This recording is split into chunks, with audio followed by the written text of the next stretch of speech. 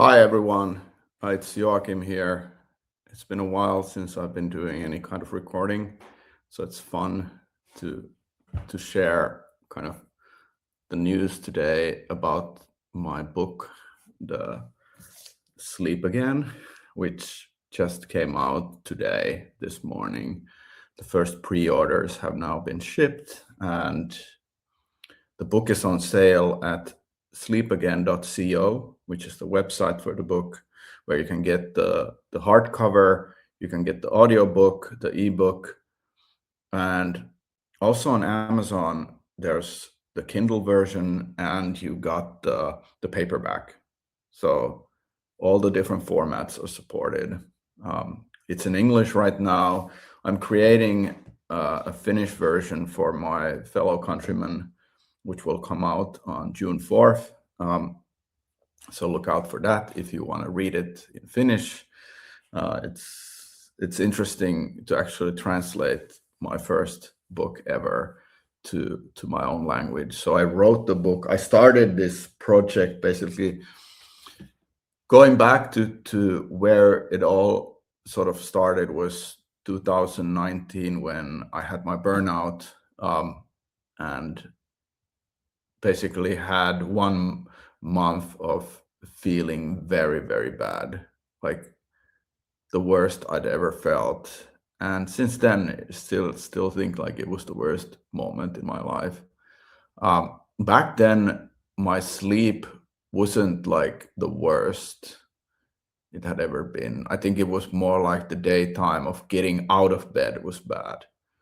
But eventually, I feel like I've read a lot about this, where when you have a burnout, that it really changes how your nervous system reacts to stress levels, and stress then impacts everything in your life, your mood, um, all the hormonal sort of things started shifting. And biggest thing where it eventually started impacting me was my sleep, um, especially when I got back into doing kind of bigger projects, especially the venture fund a few years ago, F4. Starting that definitely felt really, if I felt it in my sleep more than anything. And I really struggled with these kind of situations where I would wake up at 4 or 5 a.m. after only sleeping like 5 hours or 5 to 6 hours, which definitely it's kind of the cutoff point really is that if you sleep less than 7 hours, you will be tired. And gradually the tiredness goes into stages of, your capacity to function just starts deteriorating the more you cut off from the 7 hours. Like going below 6 hours, it's really hard to function at work, for instance, below 6 hours. I think 6 to 7 is very manageable, which I've seen. Like last night, like this is one of those situations I really cannot get out of my head about, like a big launch like this. So last night I slept 6.5 hours. So my younger son, who's 10, he's sort of uh, his older brother, who's turning 15, he's sort of very agitated because he can stay up later than him, and he's pushing himself to also have more uh, screen time in the evening. So it's kind of pushing his bedtime further, which means that my bedtime gets further and further. Uh, and at the same time, I'm waking up at 5 a.m. thinking about the launch. Um, so it is kind of a process where first, and this was 2023 where we were starting the fund, it was very much impacting my sleep. And then it felt like very dangerous, that what is this? Why is this happening? And that put me on the journey to make this book and to understand more about the facts on what are sort of bothersome things that I could actually do some changes in my life to actually have better sleep. And the first thing I really did was, because I didn't have a sleep tracker, so I got the Apple Watch, which I still have, the same Apple Watch, to track sleep. And then there's a lot of this kind of discussions that, okay, is it the Aura, what is better, Aura Ring, Whoop, Garmin? There's so many of them that can track your sleep, and then you go to YouTube and you start picking which one is the best. I wrote in the book about the fact that you really just should stick with one device for a long period of time, because then you can sort of measure the trends, since it's not about one night, it's more about where you're kind of averaging with your sleep anyways. And then you start picking up cues of, okay, where is the Apple Watch not good? I think it does a decent job just giving me the information I want. So of course it registers you slept 6 hours 55 minutes. I can basically say, okay, it was 7 hours, because it's rounding it down to not registering the immediate second that I fall asleep and things like that. So, but I'm not bothered about that. First, like, that was the 2023 research that I started doing, was very much focused on, okay, what do I need to change in my life to actually have better sleep? So then I went down the sort of blue light blocker glasses. I've always used earplugs, so that wasn't a new thing for me. But I kind of like noticed that like, not all the things would give me a big boost into having better sleep. And then I'm kind of this anxious person, so I get stressed easily about many things. I think mostly because of the burnout experience that then created this kind of nervous system for me, which reacts really easily for so many things. The way that I think, like, the book project started was 2024.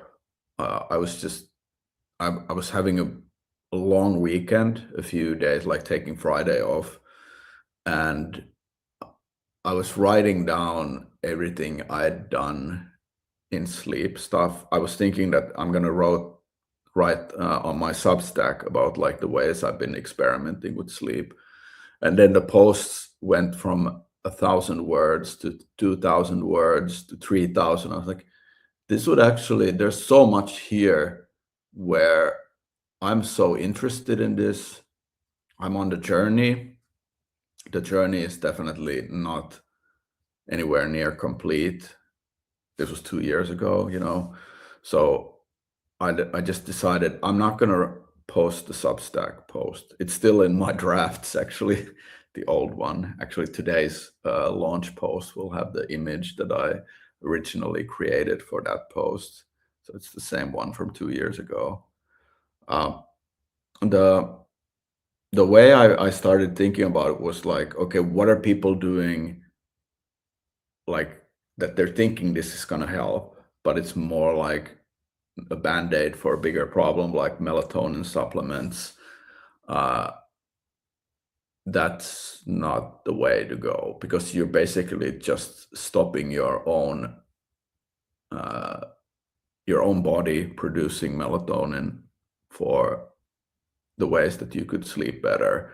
Like that, there's a procedure that I talk about in the book, like how you can get into an optimal state where melatonin is produced at the right time, because it's so much about waking up at the same time and getting sunlight, because then that kicks off kind of like the timer for the melatonin.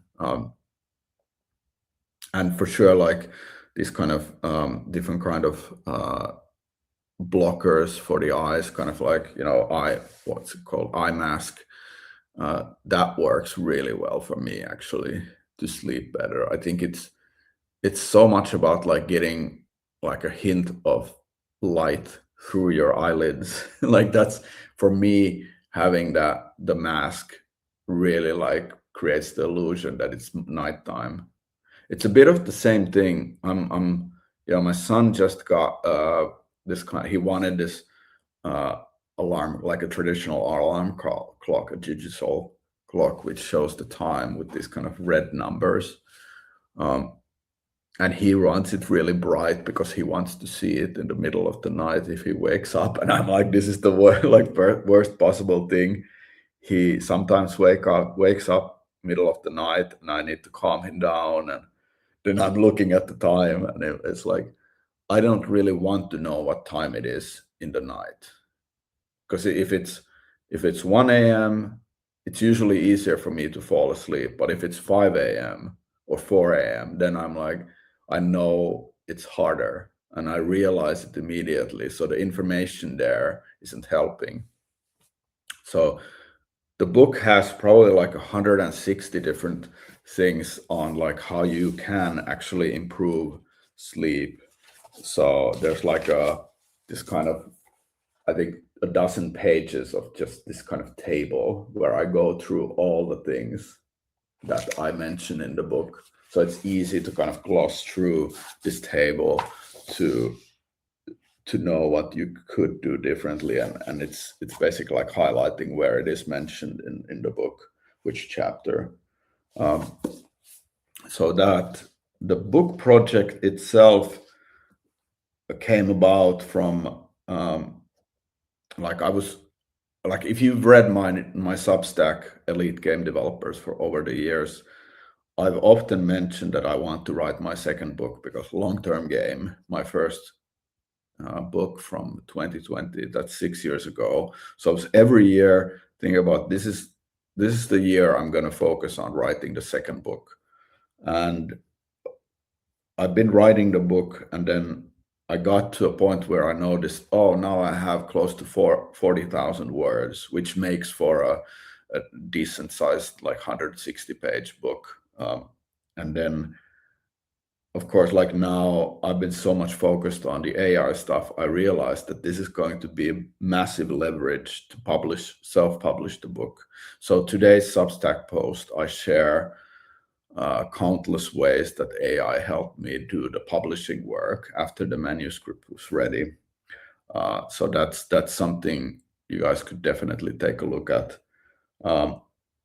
If you're interested in like how I got this thing out, because it's basically like, it was a lot of work. Thinking about some of the main topics, like the big takeaway for me from the book was definitely that you cannot fix sleep unless you sort of like do you need to kind of like pick your battle. Like the whole book is for entrepreneurs. Like, this is a book for entrepreneurs. Like, this is, each chapter goes through sleeping issues that entrepreneurs face and what they can do about it. But it's not like, hey, this is going to solve your sleep and you're going to sleep 8 hours or 7.5 hours every night forever. This is more about you knowing what you can do in an optimal place. But I feel like entrepreneurs are never going to be in an optimal place. They will always want to push, which creates, this kind of like the price to pay, or picking the battle. Do you want to kind of like leave that kind of chaste entrepreneur's life where you're kind of like pushing forward, because that enables better sleep? Like, stress is the only real reason why people can't sleep. It is what you're doing during your waking hours, because there's excitement that creates stress. It's cortisol it's not about fear, or it's not about overdoing yourself, like at work or at the gym, and then needing to recover and that creating a cortisol spike. It can also be the excitement. So what I've seen in the last year or so of building AI stuff, it's so damn exciting to do something with Claude Code and then see what comes out of it. And the adrenaline like that is flowing during the day of, oh, this is like, there was so many cool things that I did today, they definitely affect your sleep as well. So it's not about like negative things that affect sleep, it's the positive things as well. So understanding those is what the book is all about. It is more about like making you realize what is the cost that you're putting yourself into. But at the same time, when you know this, you could find a route between good sleep and the crazy entrepreneurship life to actually average your sleep to a better place by just creating a better environment, creating better wind down routines, doing sunlight super early in the morning, not drinking coffee in the afternoon. Like all of these things are small, but then you start thinking, okay, now I'm actually averaging 15 hours more sleep than I used to because I'm implementing some of these things. But yeah, it's like I have a chapter there which talks about the president of the United States. When you like look at like when they went into the office when they were elected, and then when they leave office 4 or 8 years later, they're like aged like 20 years. So it's not always possible that your work as somebody who's building something crazy will actually allow you to sleep and to like it's so much about the recovery from what happened the previous day. That's what sleep is trying to do with all the different sleep cycles. So if you're constantly in this kind of fight or flight mode, which is sort of like the US president most likely is, it's like you don't really have time to recover because you're constantly running away from something, or your system is preparing you to do more of that. So that's kind of the lesson of the book for us entrepreneurs. Yeah, that's all I wanted to share. I do want to see if there's any questions from our audience here. Let's see. I do have a few questions that were sent in before the session, so I'll just address them here. So how do I stop my brain from racing at bedtime? Well, this is something that because I have this app also, which is called Sleep Again, that also is now launched. That if you buy the bundle for the book, you'll get 3 months of free use for the app. So there, I've built this system called like a brain dump, which basically means that when you're going to bed, you write down all the things that are sort of on your mind that you want to address. It's kind of like things that are running in your head that you can't really stop thinking about, because putting them down somewhere has sort of this chemical reaction in your brain and your nervous system that there's some closure here happening, that it's sort of handed over to somewhere, and it's been dealt with to an extent where then your mind doesn't race anymore like it used to. And for sure, like I have a massive chapter in the book about the wind down routine, where you sort of stop doing stimulating things in the evening. You walk at 0.5x speed. You pick up things at half speed. You brush your teeth at half speed. That also signals peace. So whatever you can do to create a peaceful routine, peaceful environment, that's all in the book, very well covered. So that's my take on how to stop these kind of racing feelings at bedtime. Although you might be dealing with something at midnight, but that's probably like an exception where calming down after that is challenging for sure. But yeah, you're also wanting to also realize that one bad night isn't disastrous ever. There's always going to be the next night where you have a better chance of sleeping well. Then another question here is like, is 6 hours really enough? It's an amazing question, and I feel like the way that sleep works is, like I said before, that if you go below 6 hours, then you start having this like cognitive abilities declining, where it sort of resembles like you would be taking alcohol or other substances to impair yourself. So 6 hours, if you go 6 hours and above, that's fine. You're going to be tired between 6 and 7 hours of sleep. The tiredness is something you can alleviate. I've kind of accepted that when I'm doing a startup, if I get over 6 hours, then it's okay.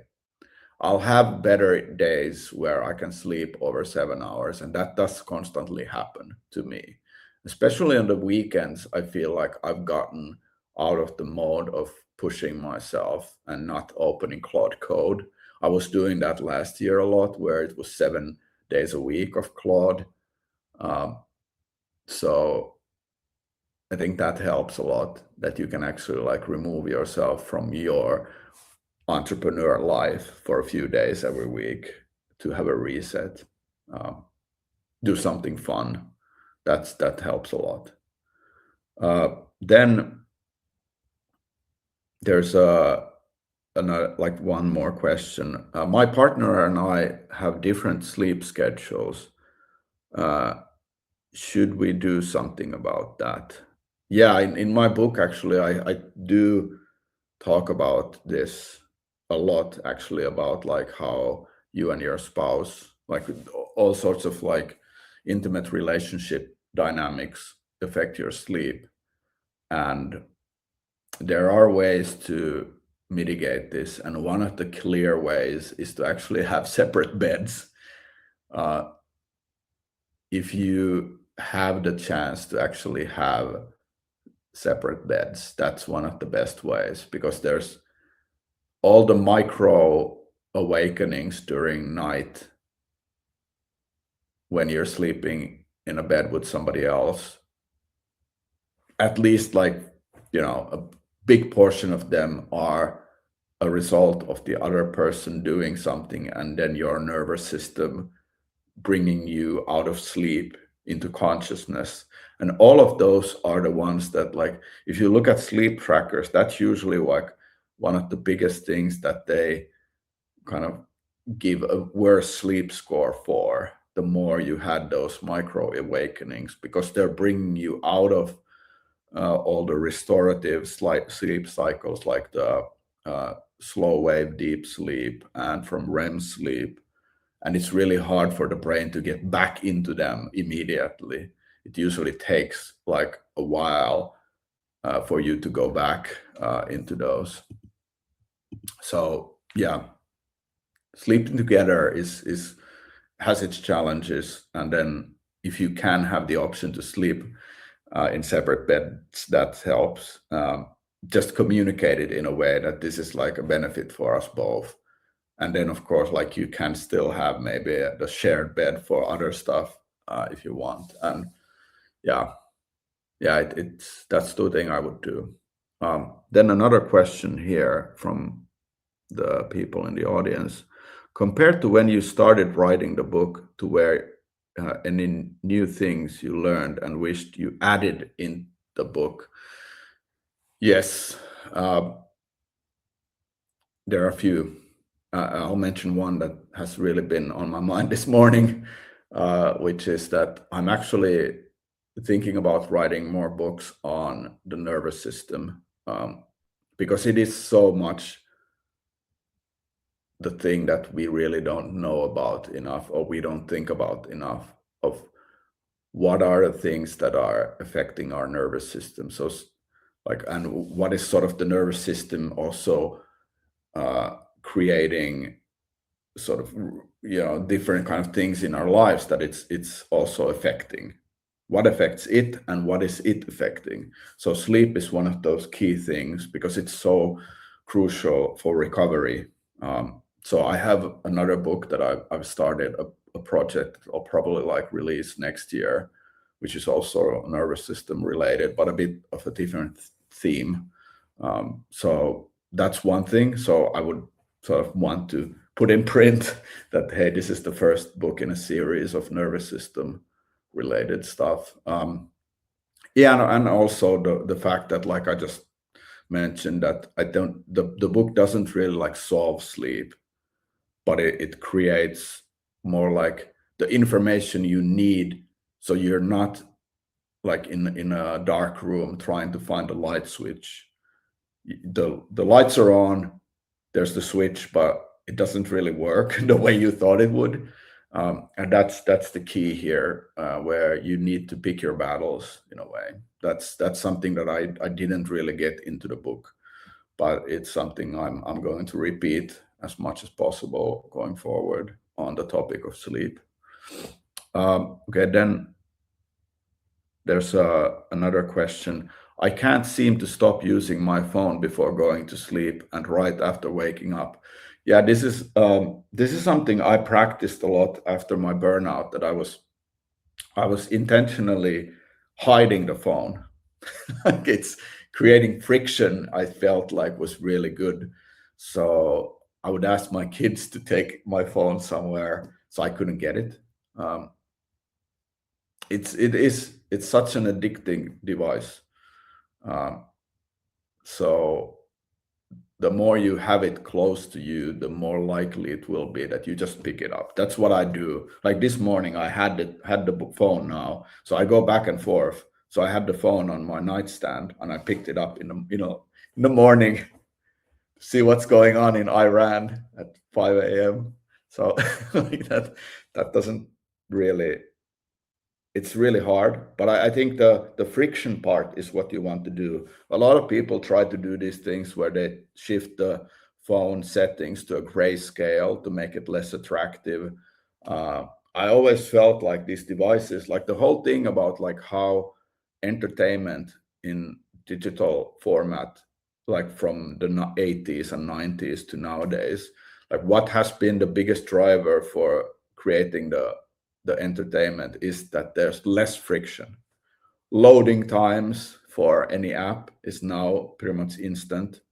That's what we saw at Next Games as well, is when we tweaked the amount of time it took for the game to launch, the better the KPIs immediately. Like we went from, like struggling with Compass Point West, which was our first game, from where it loaded for 30, 40 seconds, and KPIs improved crazy amounts when we got it under 10 seconds. So I think that's one of those addicting factors, is that you create friction, and that could help you. Yes, I think there's no more questions here, so I'm going to end the stream now. I'm going to share this on the Elite Game Developers YouTube channel, and I'll also add the link here. Oh, there's one more question coming here. You say an average 7 hours sleep. On how big of a period can you spread the average sleep? Is it better to sleep same amount every night, or can you burn a few days at 5 to 6 and still have recovery where you sleep 10 hours and achieve the same overall sleep quality? No, this is actually something that's detrimental. It's much better if you can consistently, even on the weekends, sleep. Well, basically, you wake up at the same time. That's where you start. That's the number one thing, because that triggers when the melatonin, natural melatonin, starts building up in your body. If you wake up always at the same time, then you will be also sleepy at the right stage, and then the sleep cycles will also naturally kick in at the right stage. So consistency is better. Of course, if you have like a night where you do sleep less, you wake up earlier because of stress, you still want to follow the pattern, if possible, to wake up at the same time and get sunlight at the same time. It is not like something that immediately is gonna change things. It's more like a gradual thing that you over time optimize for waking up at the same time. That helps. So averaging, sleeping 10 hours here this night and then 5 hours there, that's not going to be good, because the routine for your nervous system will be like, there's no routine, and routine is good for like consistency and the sleep cycles, and when the melatonin starts and things like that. Yes. All right, guys, I'm gonna end the chat. Thank you so much for joining this, and hope you can get the book. It's on Amazon and sleepagain.co, and I'm going to be sharing the recording wherever possible. All right. Peace out.